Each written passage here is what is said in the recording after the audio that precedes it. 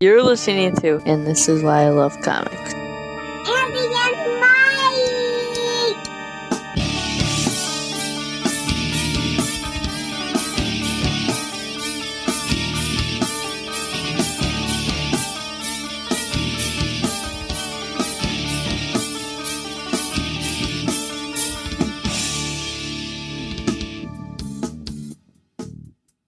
Let me clear my throat.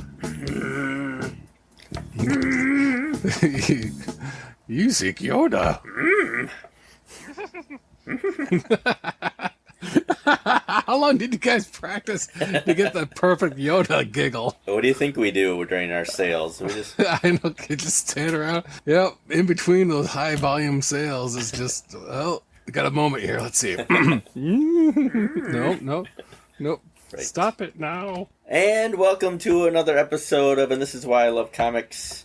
I'm Andy. I'm here with co-host Mike. Yep, I've returned once more.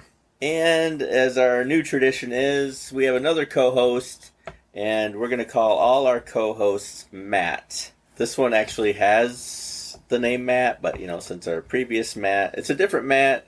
Let's see, not to complicate things here, but the first Matt was Matt, and then this Matt is Matt. So Matt's here. Hello, Matt. And we're going to talk about something I thought Matt was an expert at.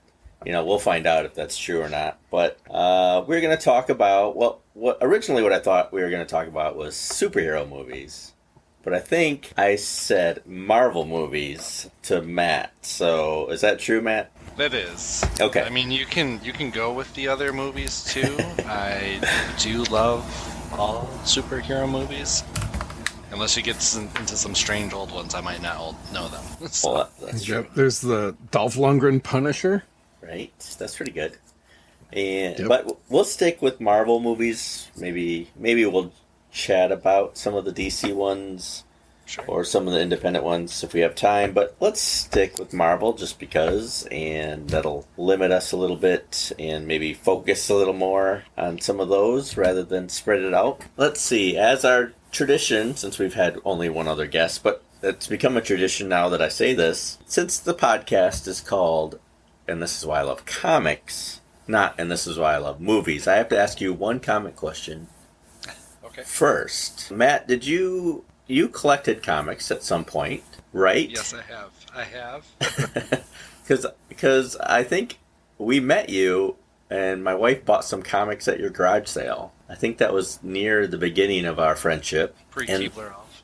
That was pre-Keebler Elf. And so I know you had comics. Do you still collect comics? I do not. Okay. The last He's off the comics podcast. That's right. The last comics I collected were Star Wars comics, and I did finally get rid of them as well. What? He done grown up. That's right. Well, thanks for showing up for the podcast. And Well, see you later. yeah, Yep. Now let's bring in the next Matt. right. What got you into comics to begin with? Do you remember? Was it Star Wars?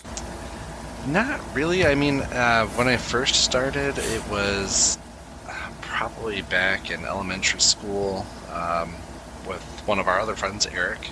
Yeah. He was huge into comics, still is, and he kind of got me into it. I started off with like Ultimate Spider-Man, and just kind of moved in from there. Didn't read a ton of it. Not huge into reading it. It was just really more for the collecting. Okay. But yeah, that's kind of where I was at. It was more for collecting and possibly turning it into a profit later, but that didn't turn out either. Well, that's all I needed to ask about comics. Now we can talk about movies. Sure. Yeah. We got that formality out of the way. Right. Yeah. I gotta stick with the rules of this podcast, Sure. Yeah. You have passed the gauntlet. Right. Okay, Marvel movies. I wrote down a bunch of questions I thought might generate some conversation here. I guess the easiest one to start with would probably be, so there's been 25 Marvel movies, I think. 26 maybe, 25. Which one is your favorite? Oh, well, there's a lot of... And we're sticking with MCU stuff, right? Not Tobey Maguire Spider-Man. Right, yep. Like that. Yeah, let's Oh, stick. the Matt Salinger's Captain America from the Right, 90s with Right. the big rubber ears. Yeah, let's stick with the current universe of it. All right, perfect. 'Cause I've The been around that, Feige. so- Yes, the Feige era. Feige, okay. I'd probably have to go with Thor Ragnarok. A lot of action, good comedy. Taika made a great movie, so... For me, was a struggle because I really wanted it to not be a comedy. Okay. And then it was a comedy, and I while I enjoyed myself, like, my main reason for liking a movie is, did I enjoy myself? Okay, great. Then it was a good movie. You know, if I hated it, or I hated a lot of it, then it wasn't a good movie to me. So I liked Thor Ragnarok, and it's in my upper tier of it. I just couldn't love it because I wanted it to be serious, and it took me a while to fall in love with it, realizing that it was a comedy buddy movie, and then I accepted it for what it was. You know what I mean? Like, until I realized it was a buddy movie with the Hulk and Thor, and then I went, oh, I get it now. I'm stupid. It's a really good movie. So you're basically saying it stole the plot from Turner and Hooch. Or Turner, Hooch, Lethal Weapon, you know, all those good buddy movies. Mike, what's your favorite movie? It's gotta be the Winter Soldier, Captain America Winter Soldier. I think because it was one that, again, talking about Robert Redford from previous, but there was an element of spy, there was an element of intrigue, there was, you know, the betrayals, bringing back a Bucky in this, you know, for those who had read comics, that was kind of a pivotal moment of seeing, like, oh, here's the Winter Soldier in, you know, live action. So there's a lot that really played off in that one. Acting was pretty spot on. The characters, you know, it was a tight knit one. It didn't feel like it was this. While it did, you know, span the globe and it had a lot of other story elements to it, it still kept the focus on Captain America. Okay, that's my favorite movie too, is The Winter Soldier. For me, it was spy movie that also had superhero elements to it, and for me, that's what I really liked about it. It wasn't a superhero movie; it was a spy movie with Captain America, and that's the kind of comics I kind of like. And when he's running from the law, it had Black Widow, it had introduced the Falcon. You know, it had a lot going on. And Yeah, but you didn't feel like it was heavy-handed with the introductions of all these characters. Right. You know, they were leveraged well, and you didn't feel like, you know, let's just throw everybody at it, and we're just going to give you like 2 seconds to get an idea of who this person is, and then moving on to the next person. Yeah, so that's definitely my favorite of the group too. We did favorite movie. What's the one that least impacted you? Least favorite? Perhaps you didn't like the character. Yeah, that so much so that I haven't even seen it. Is Captain Marvel. Zero interest in watching that movie. Well, you haven't seen it, so that doesn't count. The character just, I don't know. It's just not going to go all Mary Sue on it, but just it just doesn't seem to be anything to the character. You know, there's not personal dilemmas. There's not struggles. You know, it just seems like, wow, I got amazing cosmic powers. I can do whatever I want. And then there's no struggle. She has amnesia. Oh, I was going to say, you know, sustaining interest. Is that the struggle? For you. Yeah. I mean, it's like I got Disney Plus, and it means it's free. And even then, I'm like, no thanks. Right. Matt, what's your least favorite? The one that I would probably go to the least would probably be Iron Man 3. Okay. Just... I knew Iron Man would be in there. It would either be Iron Man 3 or Thor Dark World, but at least Dark World has more of a impactful moment now with Endgame in there, so... Right, yeah, the Endgame really boosted that movie up a bit. Yeah, I'm trying to remember what Iron Man 2 was even about. Was that Whiplash? Yeah. Yeah, 2 was Whiplash, yeah. Okay, that's probably my least favorite. Sam Rockwell does an amazing job in it, but he's on his own is not enough to carry the movie. Mickey Rourke's Whiplash was meh. I don't know if the accent was what threw it off, but some people, it was almost on the level of Dick Van Dyke's Cockney accent of like, oof, this is just painful to listen to. It's that bad. Probably, I'm surprised nobody said The Incredible Hulk, but I actually like that one. see, I read that everybody kind of hates that movie, and that and Captain Marvel. So, but for me, I actually like The Incredible Hulk, and I am like, my next question would have been, which actor do you dislike? And that would be Mark Ruffalo. Like, I can't stand Mark Ruffalo as the Hulk, as Bruce Banner. I don't mind the Hulk version when he's the Hulk, but Mark Ruffalo does nothing for me. He's not a Bruce Banner to me. I liked Ed Norton. He actually showed some talent. For me, if there's a failure of any of the Marvel movies, it's based on the Hulk. But I just hate everything they ever did to him, except the Incredible Hulk movie. I hated his story arc. I hate Smart Hulk. There's nothing that they did with Mark Ruffalo except maybe the first Avengers movie. Like, he was tolerable then because no, I can sum that up with that one line. Is like, I'm always angry. I'm always angry. Yeah. Oh my gosh, that is right up there with Anakin Skywalker's, hating Sam. It gets into everything. Right. It's right up there. Just absolute, like, such a dismal line. Yeah. And his delivery is like, oh my gosh, it is so bad. I'm not an actor, and I never would want to be one, but there's planks of wood that have a little bit more personality and less stiffness than watching him portray.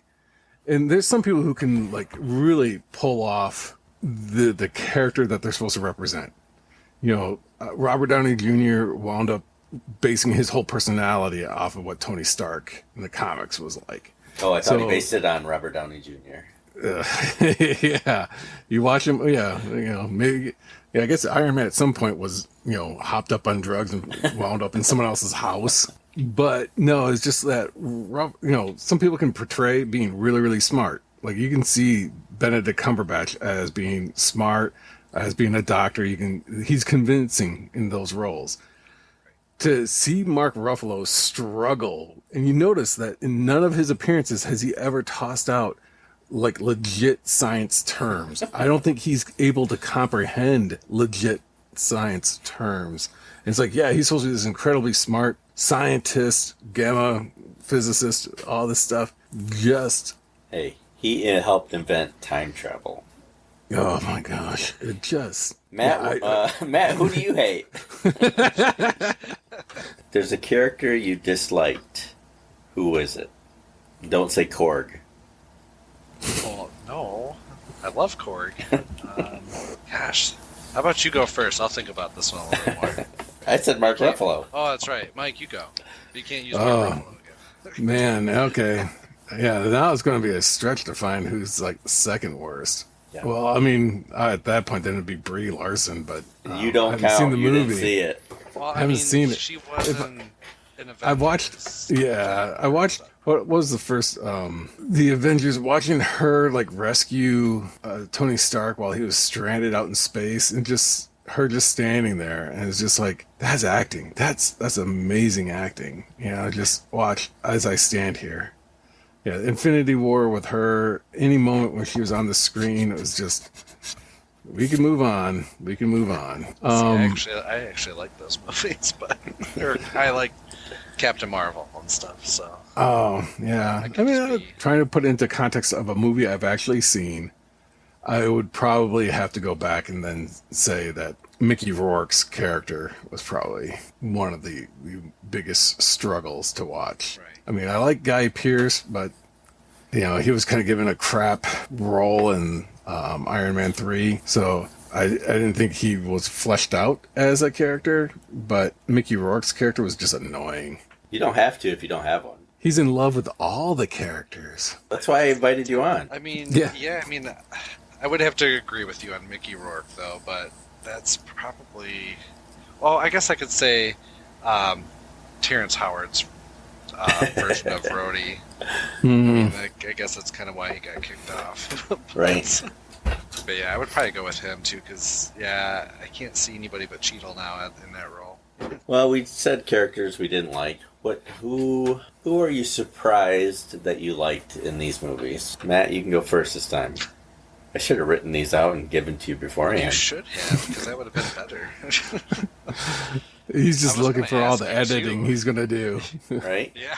You say all of them, and I'll pick which one. Yeah, just rattle off every name, put a distinct pause in between so that he knows where to cut. Right. No, I mean, for one that actually, like, side character, I would probably go with, I don't know. I like Korg. He was hilarious. Yeah, But as you can see, I like more of the comedy side of things. But I forgive you.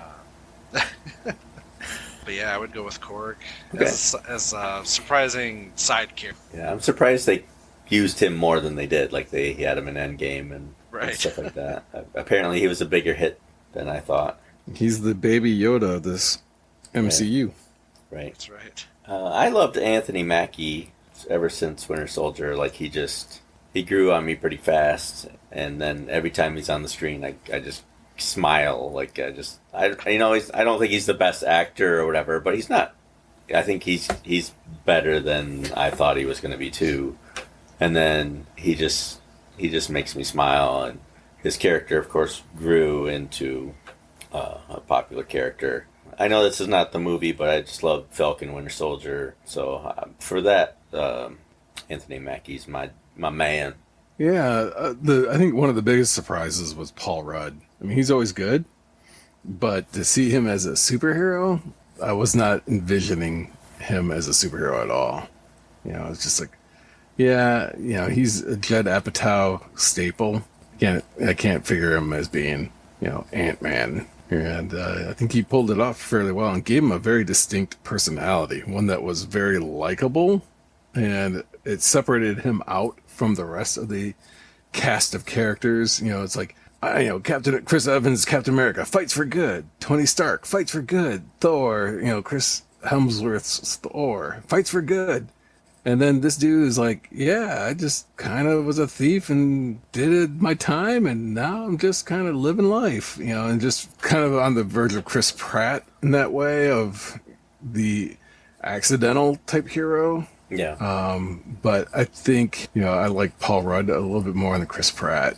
I felt like he was a little bit more on target with being kind of like I think I can make this. I think I can be a superhero. Just an average Joe who just kind of stumbled into becoming a superhero. I've noticed we've ignored Guardians until you just said Chris Pratt, and we've ignored Spider-Man. Like, what's the deal on that? None of us like Spider-Man. I wouldn't say I'm Spider-Man out. In fact, these movies have been pretty good. I've only seen the first one. I've not seen Far From Home, but I liked the casting of Tom Holland. He looks not necessarily the part. I think that Andrew Garfield probably looked a little bit more like the classic Peter Parker. Yeah, I'm an Andrew Garfield fan.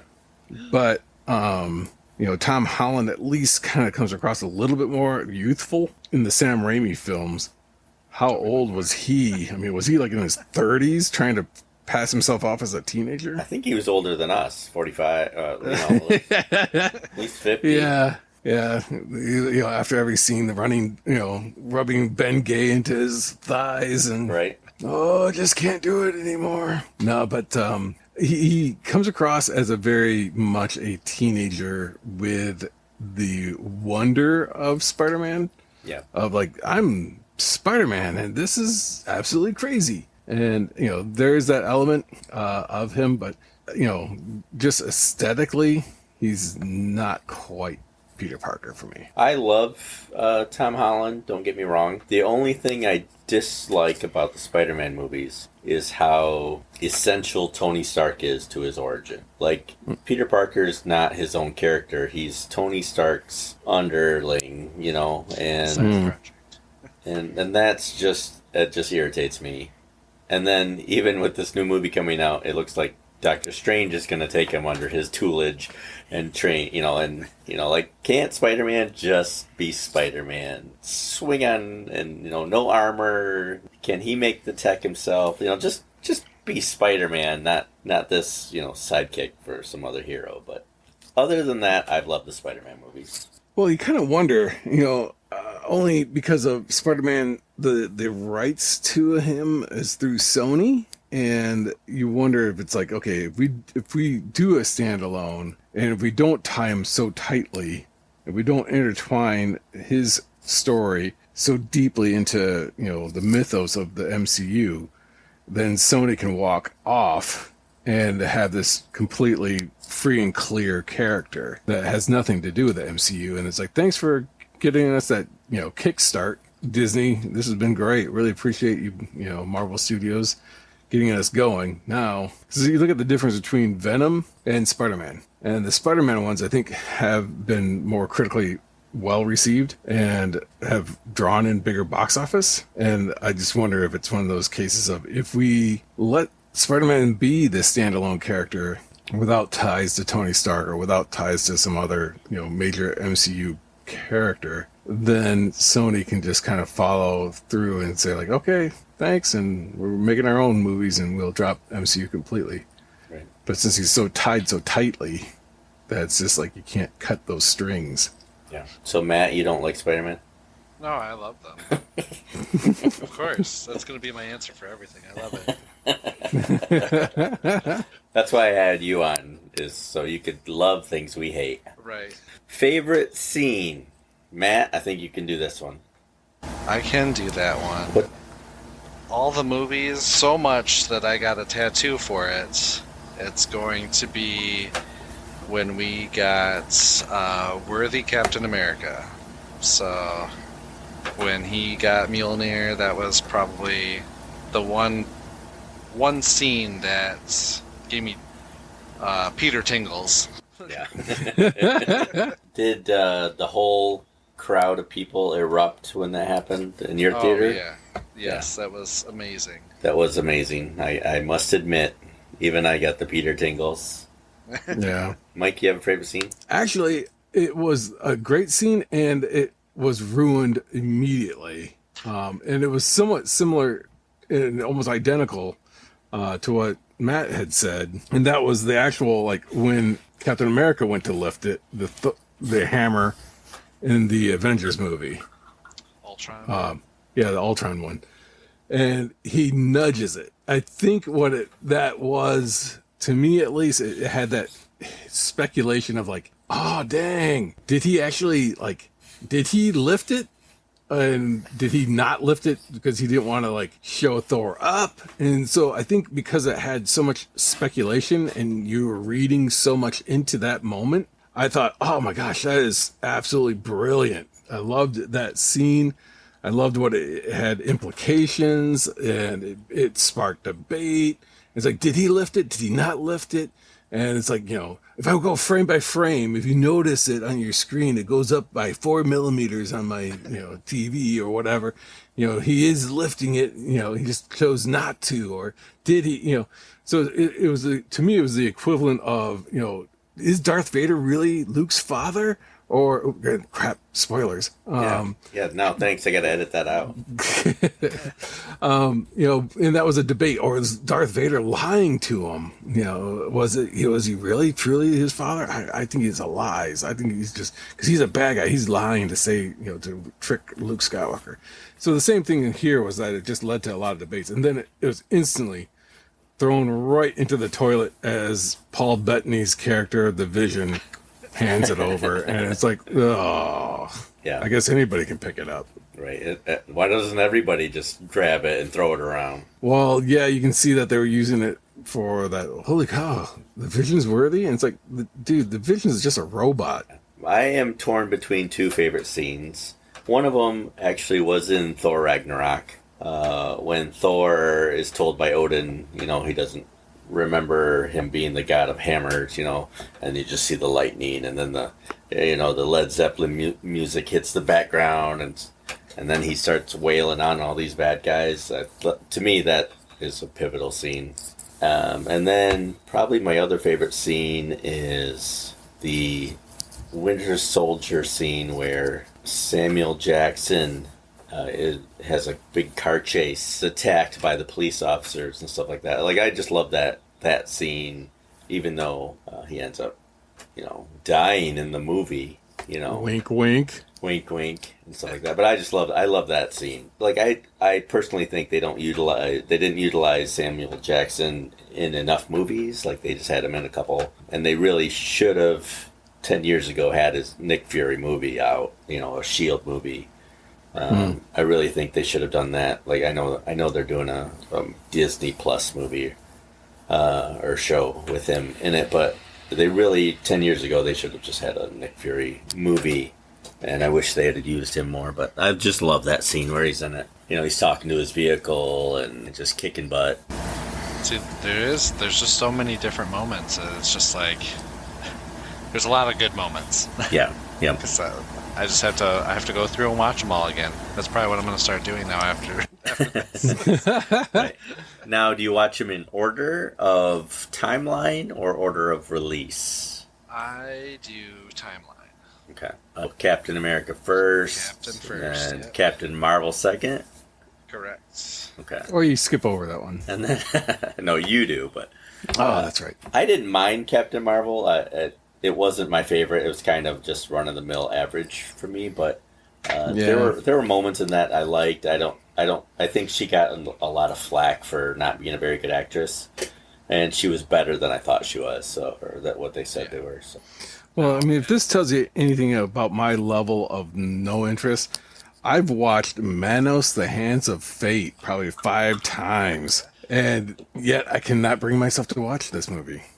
Yeah. But I guess kind of side question for you comic guys. Okay. For Captain Marvel, with the Skrulls, my understanding of the Skrulls is that they were always bad guys. Quote, unquote. Well, that's one of the things that works, especially in the Marvel universe, is that they're bad guys based off a point of view. A certain point of view? They are doing what they need to do to survive as a species. And if that means taking over another planet, that's what they need to do. So in their eyes, they're the good guys. But, the same thing with Doctor Doom, and why Doctor Doom is such a great villain is that he is a leader of his own country, Latveria or however it's pronounced. And that makes him a great character because he's got diplomatic immunity for one. And then he also is doing things that he feels are in the best interests of his country and furthering his country. And in that regard, he's a good guy. The people of his country view him as like an amazing, heroic, this grand leader. And I think that's what helps, a lot of the Marvel characters is that they have at least another layer to them. A lot of the villains in the DC, and I'm not trying to bash DC, but a lot of them. Here we go. You can hear me grinding sound. It's me pulling my soapbox out. Date back to the golden age where it was this clarity of black and white of villains are villains for this reason and heroes are heroes for this reason. And there's no in between or misinterpretation. The bad guys were simply the bad guys. And a lot of them, their whole motivation was, I need to destroy the good guy. But, there wasn't anything about self-preservations or, I'm doing it for a greater cause that I feel is right. Even Thanos, not in the comic, but in this movie, he felt he was doing the right thing. Overpopulation and so forth. He's feeling that, this is the best thing for the universe. I'm going to snap my fingers and poof, now we're all set. So it adds an extra layer of like, I'm not bad guy because I'm bad. I'm a bad guy because my motives are not aligning with what you perceive as being needed for a good guy. Well, I always think the Skrulls should be bad. Like they're slimy, shape-changing, evilish kind of creatures. It kind of threw me off how Captain Marvel portrayed them as a race of survivors, which was, it was different. It's a different take on them. I'm not sure I buy it. Like there's got to be some evil Skrulls in there too. And maybe we'll see them in an upcoming show or something. I think they work for me better as the villain. So to see them allying with Nick Fury and Captain Marvel wasn't my favorite thing, but I understand why they did it. They didn't really necessarily need them to be bad at this point. Maybe we'll see down the line how they've infiltrated the Earth and how really there's a bad part of them. You know, they might still be the good guys, the ones that we've seen so far, but I think there's another side to them that they just haven't revealed yet. I found it interesting, though, that they use the Skrulls, because, I mean, they've been mostly, at least in my recollection, associated with the Fantastic Four. And that deal with Fox, who had the rights to the Fantastic Four, hadn't been finalized, I don't think, when Captain Marvel had come out. So it's kind of interesting. You know, obviously, you know, the Kree Skrull Wars was a big deal in the comics. Yeah. And that was like an Avengers thing anyway, but it was just like, you know, the Skrulls first appeared in Fantastic Four, and in fact, one of the major Skrulls was one called the Super Skrull. That Super Skrull had the powers of the Fantastic Four. Yeah. So there wasn't like a Super Skrull that had the powers of the Avengers, or at least not that I'm aware of, in the, you know, classic Marvel comics. So it seems like, wow, these guys were really tightly associated with the Fantastic Four, but I guess there was elements that, yeah, it does make sense to kind of, you know, with the Skrull Kree thing, put them into the Captain Marvel series at least. Yeah. Matt, are you looking forward to a Fantastic Four movie? Yes. I mean, over the last few, yes. Yeah, I just gotta say, no matter who's doing the Fantastic Four movie, they have to prove to me that stretching is a cool power and works on the movie at a certain level. Because I just don't think, like, all the other powers are cool, and then you got Reed Richards, who's super smart and can stretch. And every time I see the theater, a movie company try to portray stretching, it just doesn't work for me. And I'm hoping they figure out a way to do it to where I'm impressed, or I don't know. It just looks dumb when a character stretches a part of his body, and maybe it's me, but I just can't get over it. Yeah, what stretching scene was the cringiest to you then, Andy? All of them? To me, the dancing sequence was the one. I know these are not the Feige, you know, movies, so we're kind of diverging off a little bit, but where he's out on the dance floor and just is wrapping himself in his own arms and then unravels and poof. Yeah, I think the less stretching they do, the better. Like, just leave it a mystery. You know, have him absorb bullets or whatever and have him bounce off. That's one thing. But, you know, having him stretch his face and, you know, like maybe the elongated man super eyeball, you know, around the corner and stuff. You know, it's not going to work for me. I don't know. I hope they make it look cool, and I'm like, whoa, that's awesome. But I have my doubts. But I can't wait to see the other Fantastic Four members. Right. You know, Chris Evans, Human Torch. Yeah, he's going to come back for that role again. Yeah. We need some Michael Chiklis thing. Right. Yeah, the Thing at, what was he, 5'1"? I don't know. Jessica Alba as Sue Storm. Oh, the blue-eyed, those contacts look like they just caused so much pain. Yeah. Now, Matt, did you see Shang-Chi? I did. Okay. That's the only one I haven't seen. So. Oh, okay. It was amazing. I loved it. Yeah, that's right. I hear it's great, and I can't wait to see it when it's on Disney Plus next month, but I haven't seen that one. I did enjoy Black Widow. I think it probably was a couple years too late, but I enjoyed it more than I thought I would. I didn't like the Taskmaster as much as I thought I would because he's so cool in the comic. I just don't think they portrayed him well enough in the... Nice use of pronouns. Right? And I was going to say her.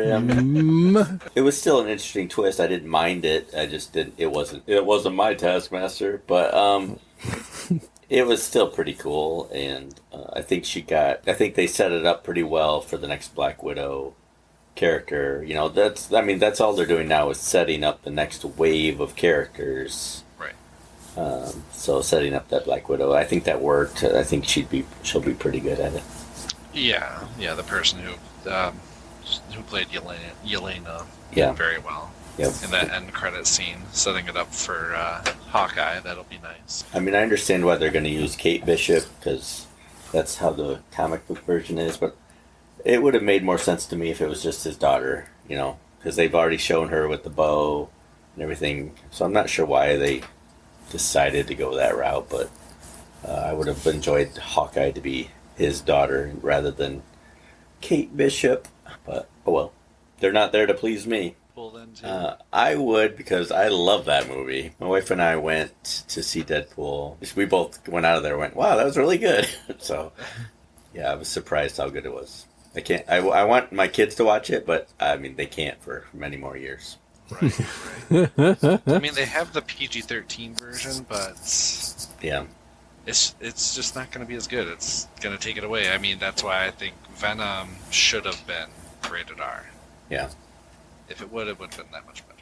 Which does bring up another question: is that to me, I think the rating system's skewed anyway. You know, it seems like they've gotten more stringent with the ratings. Because I remember, well, if you watch Planet of the Apes, there's a whole sequence where, you know, you see Charlton Heston's butt as he's jumping into a pool, or sorry, into this lake. And a lot of like the, you know, kind of, I wouldn't say grisly scenes and so forth, but that was technically rated G for the first Planet of the Apes movie. And then when PG-13 came out, that was supposed to be, okay, you need to be 13 years of age to catch this. And now R was like, oh my gosh, you know, it has to be absolutely vile in order to get to an R rating. And now it just seems like every movie's an R rated movie. So it's kind of tough to, you know, R's almost become the catch-all as opposed to it being a, you know, a means of discernment as to like, what couldn't you have your kids watching, what can't you? I mean, you look at cartoons when Shrek is a PG, and it's like, really? What was in there that was... Yeah, but even so, you know, a lot of that stuff's going to fly over. I mean, kids are going to watch it anyway, for one. You know, they're going to, because Shrek is Shrek, and, you know, kids are going to go like, oh, that's fun. Kung Fu Panda was PG. Well, let me tell you a story, okay? So, when I was a kid, I loved the movie Clash of the Titans. And I would watch it on the TV, and little did I know that, you know, the edited TV version wasn't the movie that I showed my children. And so within the first 5 minutes of the movie, they showed some bareness of females that they all just suddenly turned and looked at me like, you're letting me watch this movie? Great moments in parenting. Right, yeah. I won some awards that day and immediately turned the movie off and said, okay, I'm gonna watch this movie and see what else there is that I didn't realize. And we have yet to watch it. So yeah, there's that whole cannibalism scene that they didn't, whatever. You know, right. Just like it gets worse. Oh crap! Where was this? That was just a couple years ago, but it's like, oh, I don't remember that because I didn't see that version of the movie. In a similar fashion, I remember going to school pretending I had seen the movie The Jerk, and what I had seen was the TV edit of The Jerk. Yeah. Which is nothing like that. Nothing like the movie. And I'm like going, yeah, remember his dog named Stupid? Right. It was like every kid at the playground was looking at me like, Stupid? That's not the name. Yeah, but the dubbing that I didn't know that they had done. Right. They changed the name to Stupid. And it's like, oh, yeah. So then when I actually watched it, like the legit movie, it's like, that's funnier. And yeah, now I understand why people were looking at me. And it was like it took decades for me to find out, like, oh crap. Right. Lesson learned. Here's a question. What character haven't they used in a Marvel movie that you wish they had or you hope they do? Someone from the comic books, any characters, do you have a favorite character that they haven't used yet? Or a different version of such character? This is going to sound like blasphemy, but I would like to see a legit Wolverine. I think he does a great job. I honestly do, but to me, he's still not Wolverine. What? Wolverine. Okay. All right, we're ending this right now. Yeah. Wolverine. Well, okay, I'm going to set the way back a little bit. So when the first X-Men movie came out, we were working on some product based off of that Bryan Singer movie. So we were developing these goods, and so they sent us all these, still images of the characters. in costume in these turnaround poses and so forth, so you can kind of see how their black leather costume was going to work. And that threw me off right out of the gates. By association of that, I'm like, ooh, this looks wrong, because it's like, what happened to the yellow and black, or Well, that costume doesn't brown work. Yeah, brown and tan costume, the skin tight. Because, I mean, they're coming off of the Blade movies and the Matrix movies where it's like, yeah, things were, black leather was it. That was how you defined heroics, was black leather. So, yeah, to have the bright yellow spandex, yeah, that wasn't going to work. But Hugh Jackman, while I think Logan worked really well, I don't think I ever felt like he was the Wolverine from the comics. I felt like he was a good Wolverine, and maybe they'll do the multiverse thing and they'll show an actual Wolverine and introduce him that way versus like the Hugh Jackman one. But I would love to see a short dude and with that really pissy attitude, legit. And like I said, Logan worked well, but at the same point, Hugh Jackman wasn't the young man that he once was when these X-Men movies started in 99. I have always, going back to the Ultimates cartoons that they had out, I don't know what it was, but ever since I seen the episode with Beta Ray Bill, I would love to see a live action Beta Ray Bill. They showed his head in that Ragnarok, and that was about, I don't know if they'll get any further down that road or not. Yeah, I think they will. Missed that. Where did they show that in Ragnarok? It was outside of the Games Masters arena. They kind of showed all the champions. Oh, okay. Yep. Gotcha. Huh, Yeah, so his head was one of those. So referencing the fact that he must have been there at some point. Yeah, he's a great character. I can't wait to see what they do with him. It was Avengers Earth's Mightiest Heroes is what he was in. I've always, I'm going back to someone they've used before. I want to see a Howard the Duck movie. What they can do with it now. That's what they're starting to use him a little bit. I know he was in a What If, episode. What was he in? Guardians. Okay, yeah. But they use him on the Guardians ride at Disney as well. Oh, they do? Okay. That's cool. But yeah, I want to see a Howard the Duck movie done right. And no, I didn't. Full disclosure here, I didn't hate the original Howard the Duck movie either. I actually enjoyed it for what it was. Do you think they would do a Namor movie? If you want to edit out my reference of doing Wolverine right. There's rumor that they're going to use him already, so. Yeah, but, with Aquaman, technically Namor was created before Aquaman was. Yeah. Historically speaking. But there's still another level of we already got some dude that's totally just underwater. What else can you do? You already have he's from Atlantis. He's underwater. He's the only thing is this dude's got wings on his ankles. Yeah, he's the first mutant. True. You'd have to portray Namor as almost a villain because of his character in the comics and stuff. You'd almost have to opposite Aquaman to make him the bad guy who eventually reforms, that would be his story arc. I'm curious with what they're going to do with the X-Men. With with this multiverse thing, they could pretty much do everything. And I have an unfavorite opinion. I really hate the Marvel multiverse, and I really like the DC one. So I'm not sure why. I don't like Marvel having multiverses, and that's kind of the direction they're going. I haven't been enjoying. I watched the Loki series, and I enjoyed it for Loki, and it made sense, and it was fun and everything. I think Marvel's going to use it as their answer for we can have any character we want at any time, and I don't. That's kind of not what I want to see, but I'm sure they're going to do it well. I have faith in Marvel. They've proven themselves 90% of the time to do what's right, except for the Hulk. But and Captain Marvel, and the Hulk. You haven't seen it. That's right. So I have faith that they're going to do it well. I have some qualms, some internal battle I fight, and I'm not sure why, but over this multiverse usage and stuff. But it'll be fun to see whether they make the X-Men a different universe and then merge it, or they keep it separate and just, like they could do anything.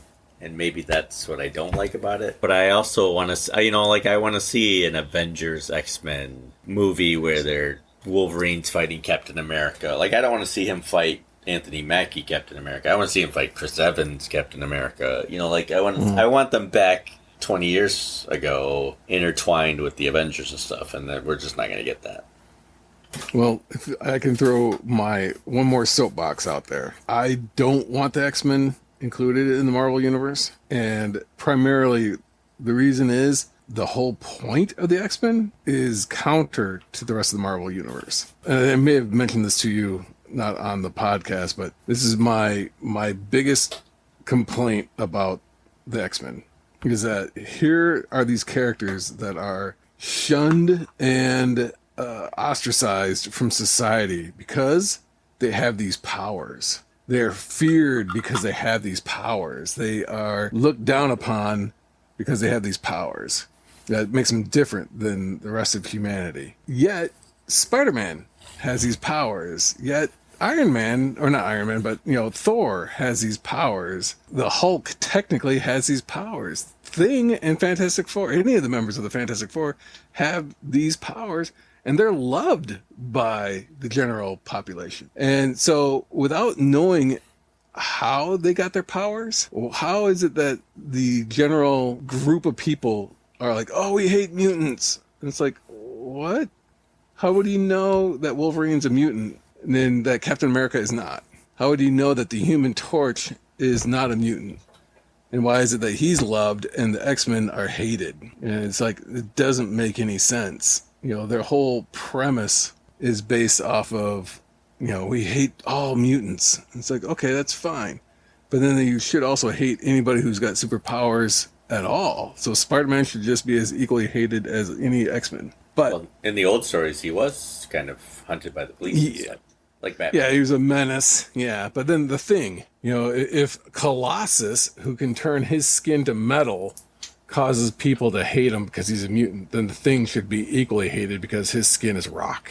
I disagree. He's the ever-loving Thing. and so he's loved by everyone. Especially the Yancey Street. And he's orange. Nobody hates orange. I thought Kelsey Grammer was okay as the Beast. Is this where I include the crickets sound? Yep. I was waiting. It's like Sideshow Bob. Perfect casting as the Beast. Right. That's where you insert a clip from Rush Hour when Chris Tucker is doing the bloopers at the end. He's like, who do you think you are, Kelsey Grammer? I think they need to start from scratch with the X-Men.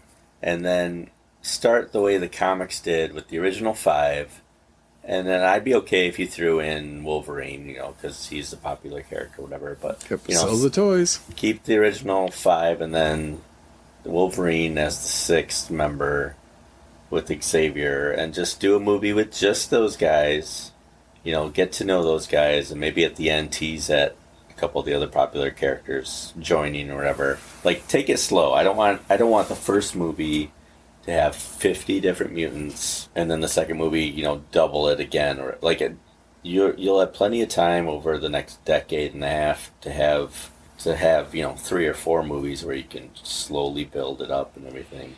And you can always have an offshoot New Mutants movie, which I actually didn't mind the New Mutants movie that came out, but I'd rather see a slow build than a flood of mutants. The downside with any of these things is that you only get one whack at it. You might get like a trilogy. I mean, none of these movies, except I guess, ironically, of all of them, Thor is getting a 4th one. Yeah. But all the other ones, 3 and out. That's it. Yeah. Well, the problem is they age out. You got them for the 20s and their 30s, and then by the hit 40, they don't want to do superhero movies anymore, or they're just look out of place now. Unfortunately, time has no time will defeat all these movies before anything else. If somebody told Roger Moore that in the 70s. Right. Movie you're looking forward to. So let's see what's coming out. Eternals is like a couple weeks away by the time this is being recorded. Spider-Man is December, I think. Any of these movies you're looking forward to, Matt? I mean, besides all of them? I would probably say Spider-Man.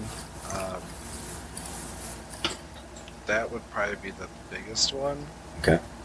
I know you don't love the comedy of Thor, but I am also looking forward to Love and Thunder as well. Okay. Yeah, that does look good. And from what I hear, it's going to be more comedy, so... I am interested to see how they do Wakanda Forever. Right, That's going to be a tough one to spin off, but I hope they do it well. Yeah, they have a lot of questions to answer on that one. And even what they're going to do without Chadwick Boseman. And it could go many ways. I mean, they're going to try to honor him. Do you think it was the right thing to do, not to recast him? Yeah, I think it's the right thing to do not to recast him. Yeah. And just, I think, I'm not sure if they've released it yet, but I think that they... Because isn't it in the comics that it goes to Shuri? Eventually, yeah. So. She was certainly Black Panther for a while. I mean, the original didn't die, but maybe he did and then came back, but can't do that in real life, obviously. But Right. yeah, I think it does. They probably, if they're smart, they'll bring it to Shuri. Well, I'm looking forward to a Daredevil movie, with Charlie Cox. Let's hope He was about the only salvageable thing in that entire Netflix Marvel universe. Go. I never watched any of them. Really? You got to watch Daredevil. I think I watched a couple episodes of Daredevil, and it just didn't pull me in, Yeah. believe it or not. But The Punisher was really good, too. The downside, it became all Punisher all the time. Well, that's the downside for you, maybe, but... I just wanted to see more Daredevil, and he took a sideline in order to introduce Elektra and the Punisher. Yeah. And I love the actor who played Luke Cage, but the Luke Cage series itself was not very well written, in my opinion, but I hope that's kind of another thing that I would like to see done with Spider-Man and Nick Fury. Is there was a newer Spider-Man show that they had on Disney a few years ago. I know it's not on anymore, but they had them in it. They had Luke Cage, Iron Fist, and White Tiger, and Nova. yeah. So that I think would be kind of cool if they had like the kid versions of them or Yeah. teenage versions of them. Yeah, that would be fun. Yeah, that was a neat series. My kids like that a lot. I just want to see Spider-Man and his amazing friends. Yeah. Firestar. Did you ever wonder Iceman. about whoever lived in the apartment below Peter Parker's? Because he all of a sudden his whole living room would transform into that crime setup, and Yeah. it was like the carpet would flip over, the bed would rotate, and it's like these things have got to be stored somewhere. And so the person right below him was like, holy crap, there's a computer hanging from my ceiling, and then oh wait, no, now it's a carpet. Pretty much, I think that ran through. I mean, I had some DC stuff, but I don't want to even get involved in DC anymore. That could be a different one. That could be a whole different level. Yep. And we can have Matt, maybe a third or a fourth, or this Matt come back for that too. Right? Yeah, exactly. Do you think that the movies help the sales of the comics, or do they hinder? And the reason why I'm going to ask that is that some major extent, because of the quantity of movies that they're coming out with, it's almost to the point where it's like, yeah, that satisfies all the needs I need for comics. I can see this all play out a whole series. I mean, Infinity Gauntlet was 6 issues, so that took half a year of reading. Or I could sat through 2 movies, 6 hours, done. Yeah, I don't think it's drawing people into the comic store. I think that, certainly there's some people that'll go in and go, hey, I just saw this movie, I really like this character. But I think those people probably already would have gone into a comic store, or they were going to anyway. But it's certainly not drawing readership sales. Otherwise, you'd see it in comic sales, but they're the lowest they've ever been, except for manga. So, I mean, I think the people who collect comics, like this is for me growing up. I wish these movies came out, when I was 16 and up. Like my kids have it good. They don't know how good they have it because this is the stuff I was dreaming of. I wish they'd make a Captain America movie and it would just be this Captain America movie is awesome. And we got, some guy riding on a motorcycle on TV with a clear shield. Yeah, with a clear shield. Like the science, the technology to make this movie is finally here. But growing up, this is the stuff we dreamed of. That all these action figures and all these cool articulation. Like it's awesome now to see because that's what I wished I had when I grew up. When I growed up. But, like we had Star Wars and I had Star Wars figures and all that stuff. So I can't say I was deprived of toys, but, this is the dream for the superhero fan. Yeah, I'm a little afraid that there's going to be fatigue. At some point it's going to kick in if it hasn't already. Not to say that the pandemic had anything good come from it. The fact that it's kind of slowed it down a little bit has kind of given everybody a little bit of a breather. It's been nice, but here we are already. Like Shang-Chi just came out, and Eternals will be out next month. And it's like, holy crap! Just in a matter of months. And then Black Widow was out a few months before that.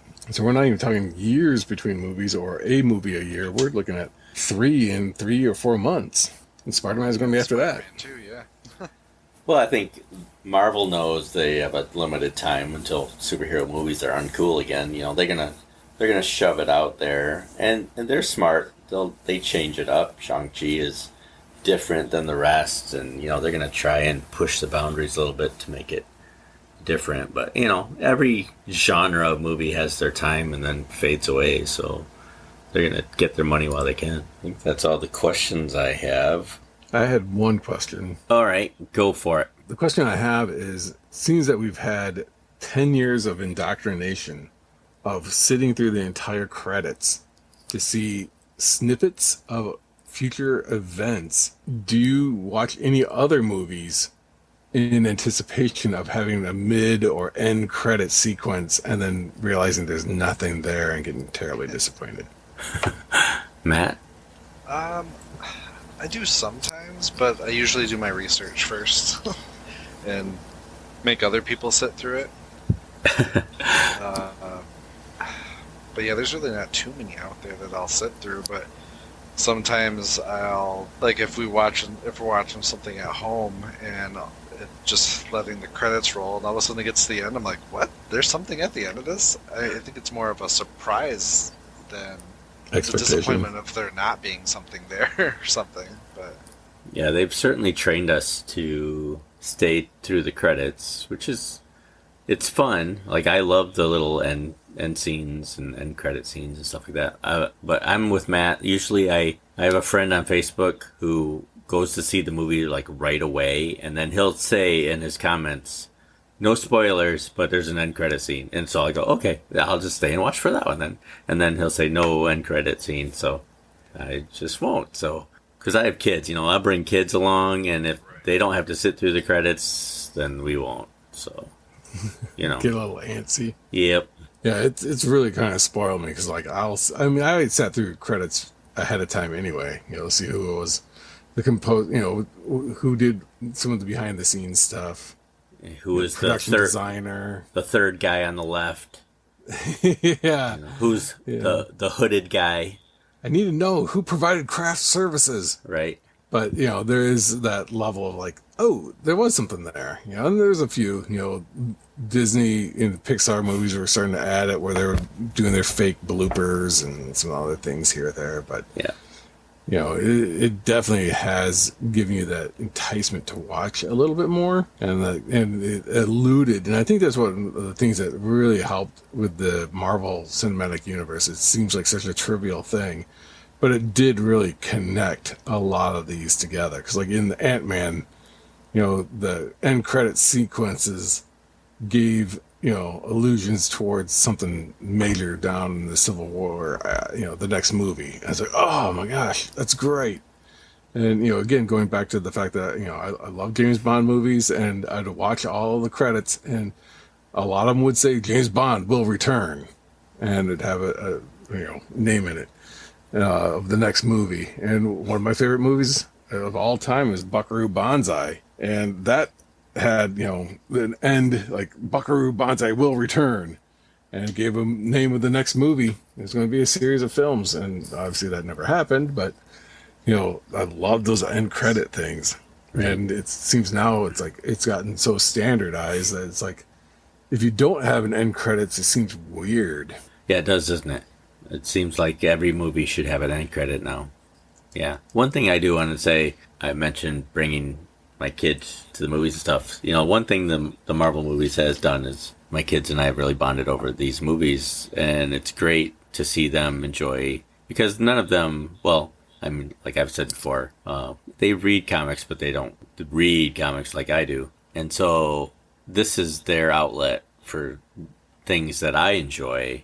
And it's been great taking them. They get excited to go see the movies, obviously pre-COVID and stuff, but they get excited to go see these movies, and we'll chat with them. And it's if nothing else, having these movies has really allowed me to see the same things that I like about comics they like about the movies, this next generation. So unless anybody has anything else to say about Marvel movies, I will say, as far as these movies go, I am always surprised. And, there's a part of me that's like, oh, this one's going to suck. This is going to be the end of it. And then it's like, oh, holy crap, that was actually really good. You're going to use the Vulture as the first villain for this Spider-Man? You gotta be kidding me. And then Michael Keaton was amazing. And then you're going to do Mysterio? They're not going to do Mysterio. That dude's got a big fishbowl for a head. There's no way. And then it's like, oh crap, they did it, and they kept the fishbowl head. It's really phenomenal what they've been able to pull off with these movies.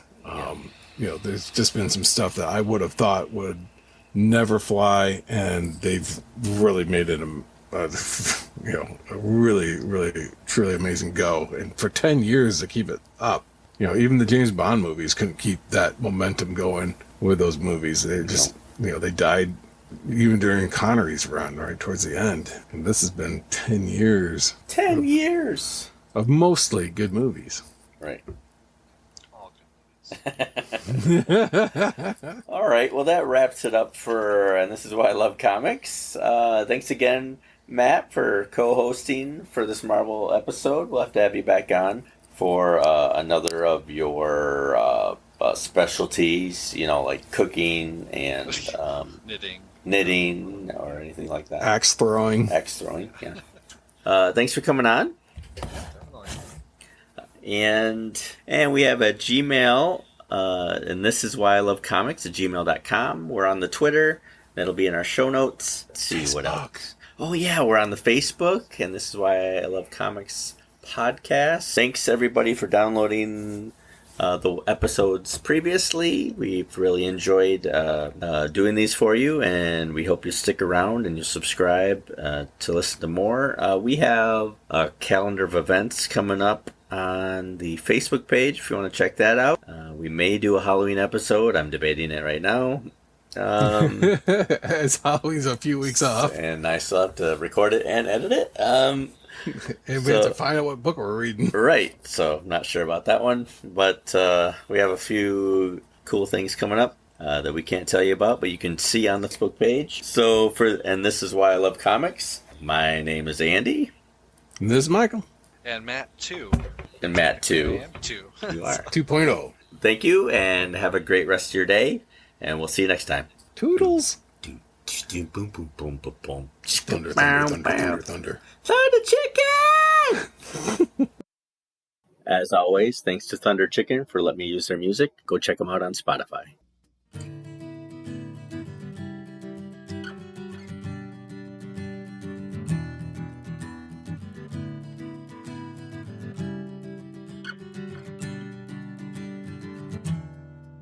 Just focus on the relay tube. Ingest the fallacies.